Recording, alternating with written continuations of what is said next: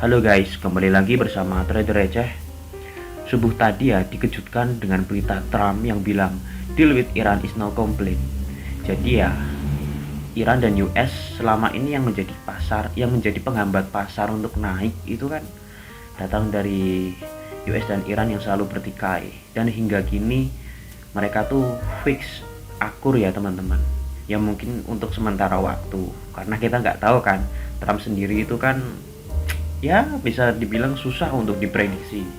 Kadang sekarang dia bilang damai, atau kondisinya tuh pernah jadi kayak gini, di US itu tuh bilang damai, atau terus si Irannya tuh malah ngeklaim kalau misalnya enggak, atau sebaliknya. Jadi kayak saling lempar bola api gitu ya, entah dia mau damai apa enggak. Cuman kalau dari statementnya per subuh tadi dan respon market ini, mereka fix ya, karena dia bilang deal with Iran is now complete, dan juga Selat Hormuz itu kembali dibuka. Dan ini menjadi trigger kalau misalnya oil hingga saat ini tuh turun semenjak subuh tadi Trump ngomong deal dengan Iran.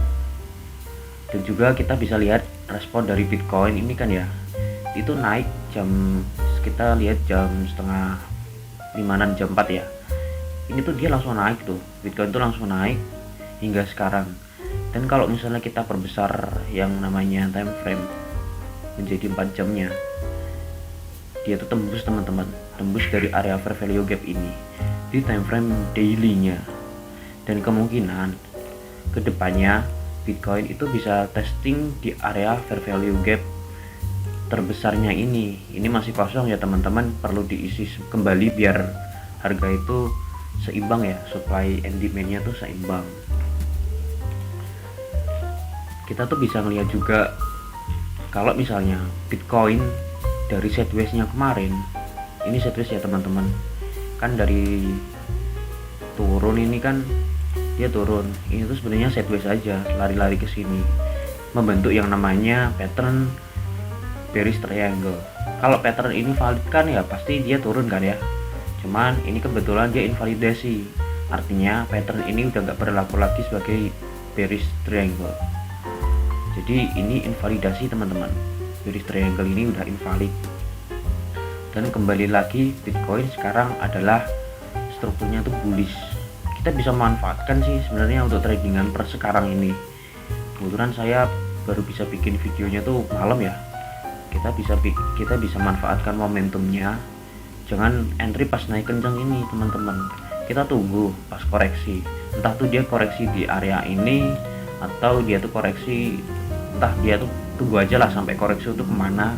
Kita bisa tarik Fibonacci di area ini sampai high point-nya kita bisa masuk. Atau paling gampangnya ini ada area yang namanya order block. Ini order block teman-teman, gede ini order block. Karena dia spek kencang di sini, kita bisa manfaatkan momentum, tunggu dia balik ke area order block ini. Nah, kurang lebih misalnya dia tunggu di sini, kita cari konfirmasi kalau misalnya dia udah sampai sini, baru kita manfaatkan momentum untuk posisi long. Kita jangan lawan tren ya teman-teman, karena meskipun kalau misalnya kita open short dengan asumsi oh ini harganya udah naik, dan kebetulan di area ini tuh juga ninggalin yang namanya fair value gap.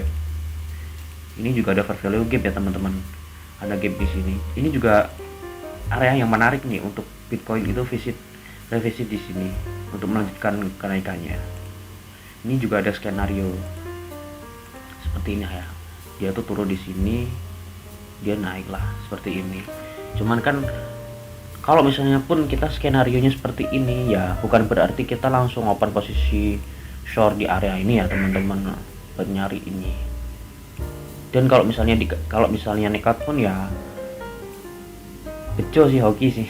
Ini sama aja kayak menangkap pisau terbang ya. Nggak pisau jatuh lagi ya, ini pisaunya terbang, ini pisaunya. Kurang lebih seperti itu ya teman-teman untuk pemanfaatan momentumnya. Jadi kita tunggu aja dia balik, atau paling amannya memang kita cari di area ini sih ya, area yang bawah sendiri ini area invalidasi di time frame yang gede seperti 1 jam. Nah, kurang lebih di sini. Ini yang paling amannya tuh di area ini. Karena memang di sekitaran sini ninggalin fair value gap yang cukup besar juga.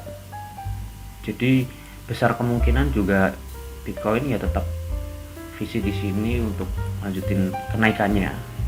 Karena ini memang strukturnya udah kembali ke bullish, kita fokus aja untuk cari position long.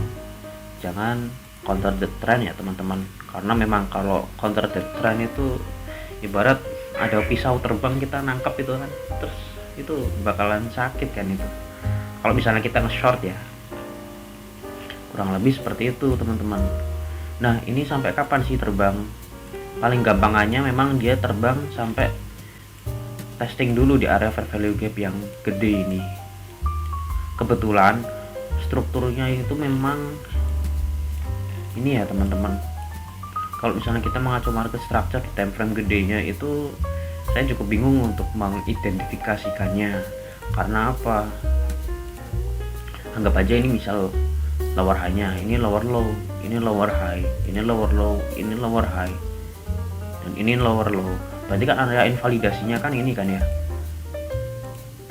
Ini di time frame yang lebih besar. Time frame yang lebih besar ini dia sifatnya bearish. Ini strukturnya bearish, dan ini kan kalau misalnya mengacu market structure, jadi bullish ini tuh sifatnya korektif ya teman-teman, dan melanjutkan penurunannya di kemudian hari, entah itu sampai kapan. Bisa jadi memang karena ini ya, US Iran damai itu kan memang berbarengan dengan Piala Dunia, dan kebetulan kan itu diadain di Amerika kan Piala Dunianya. Jadi ya Trump istirahat dulu lah nonton bola gitu. Dan kalau misalnya istirahat dulu nonton bola kan artinya biasanya Piala Dunia itu kan terjadi selama 2 bulan kan. Bisa aja nanti 2 bulan kemudian itu mulai hangat-hangatnya lagi dan oil dikerek untuk naik lagi kan ya. Seperti itu. Kalau misalnya oil naik ya potensial Bitcoin ini akan turun teman-teman. Jadi tetap selalu waspada aja dari kemungkinan atas atau bawah yang akan terjadi. Tapi kalau untuk tradingan kita ya pakainya fokusnya time frame yang lebih kecil aja. Ya kita manfaatkan momentum ini lah, kecil-kecil inilah. Atau manfaatkan altcoin ya teman-teman, karena memang momentum yang bullish ini yang paling diuntungkan itu adalah altcoin. Karena memang altcoin itu bisa perform ketika Bitcoinnya itu perform teman-teman. Sedangkan kalau Bitcoin aja turun, altcoin ya potensialnya akan turun ya, dan biasanya condong lebih deep daripada Bitcoin. Katakanlah misal Bitcoinnya itu turun 3%, dan altcoinnya tuh bisa aja turun sampai 5%, 6%-an. Jadi ya kita harus selalu waspada, minimalkan resiko, jangan ngelawan tren, dan tetap menggunakan manajemen money yang cukup proper teman-teman. Jadi MM yang benar tuh kayak gini, ibaratkan kita kan trading ya, misal ya yang kita resikokan tuh yang berani tuh misal katakanlah $10 ya, kita dapatnya target misal minimal tuh 1/2 ya, 1/2. Ini idealnya tuh kayak gini. Jangan misal katakanlah kalau misalnya kayak gini entry terus di hold sampai kita drawdown gitu kan kebanyakan kan gitu kan, kita nggak mau rugi nge-cut loss, kita sampai rugi banget gitu kan, hold gitu kan, kita entry kita berharap naik kan, malah turun, terus kita hold di sini malah semakin turun. Jangan kayak gitu ya teman-teman. Lebih baik memang kita sering kena SL itu lebih baik daripada nahan drawdown. Karena ya balik lagi kesiapan mental kita, karena memang drawdown itu tuh merusak fokus kita dan mental kita. Setiap kali lihat HP itu kan, waduh ini belum naik, waduh minus, itu rasanya nyakitin ya teman-teman. kita udah kerja capek-capek tapi ngeliatin drop down itu rasanya pahit ya. Jadi ya perlu hati-hati, kurang lebih seperti itu. Dan juga kalau misalnya kita lihat dari RSI nya, ini dia naik kenceng ya teman-teman, dan sekarang di area overbooknya itu di sini. Dan kemungkinan kan kedepannya bisa aja dia tuh turun seperti ini ya teman-teman untuk koreksinya, karena selalu kan kalau misalnya ada kenaikan yang cukup masif itu pasti ada koreksi yang cukup masif juga, dan entah itu kapan kan. Sebaliknya ini kan Bitcoin kan turun kan, wajar kalau misalnya dia korektifnya cukup lumayan. Korektif untuk long ya, untuk bullish ya teman-teman, itu cukup lumayan. Jadi market itu ya itulah dua arah lah, tetap hati-hati aja teman-teman. Dan perlu diwanti-wanti juga ya teman-teman, pada hari Kamis ya September 17 itu ada FOMC ini ya. Jadi FOMC press conference itu nanti The Fed ngerilis summary-nya, projection summary-nya. Jadi proyeksi ekonomi kedepannya itu bakal dirilis ketika FOMC sedang berlangsung. Nanti kita bisa download filenya di website Federal Reserve teman-teman. Kita coba bongkar ketika filenya itu udah dirilis, projectionnya itu seperti apa gitu ke depannya. Karena kalau misalnya mengacu bulan kemarin ya, itu bulan apa ya kemarin? Mei kan. Pada bulan Mei itu data cukup baik untuk USD, untuk Amerika, mulai dari CPI-nya, PPI-nya, bahkan hingga NFP-nya itu mendukung dolar itu untuk menguat kembali kan ya.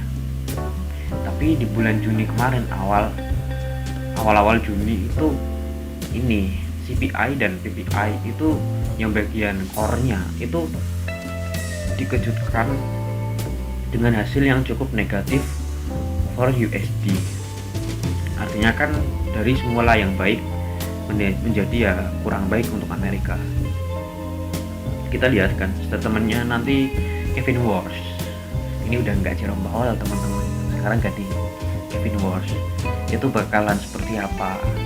Dan biasanya menjelang FOMC itu harga bakalan dikocok naik turun kan ya, sangat volatil.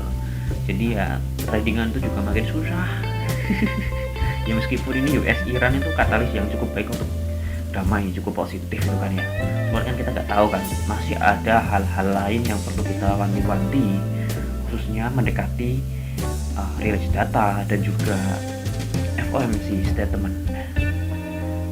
Kurang lebih seperti itu teman-teman yang bisa saya sampaikan. Jadi cukup hati-hatilah ya, selalu riset mandiri untuk tradingan.